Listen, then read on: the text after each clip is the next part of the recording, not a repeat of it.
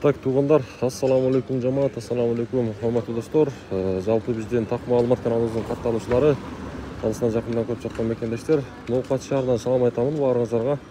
30 июль 2025 жыл аптанын бүгүн шаршемби күнү, аптанын 3-чү күнүндө турабыз. Сааттын жебеси 14:22, кечиресиздер, 14:12. 2ден 11 мүнөт өттү. Бүгүнкү ноокаттагы кырсыктарды бир таанышырып коеюн. Рубль тугандар дагы түшүп кетти. Мынакей сатпалы боюнча айтсам, рубльдун абалы 1,055 тыйын, евро болсо 100 сом 20 тыйын, доллар болсо 87 сом 40 тыйын. Доллар көтөрүлүп тур да.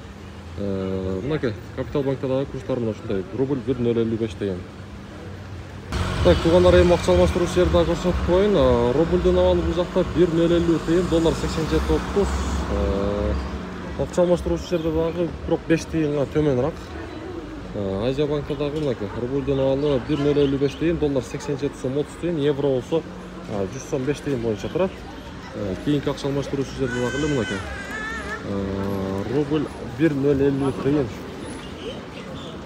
Мына ушундай курс бааларын билип турам десеңиздер, биздин каналга катталып ушул чыгарылышыбызга сөзсүз түрдө класс деген нерсени басып коюңуздар. Ноокат шаары.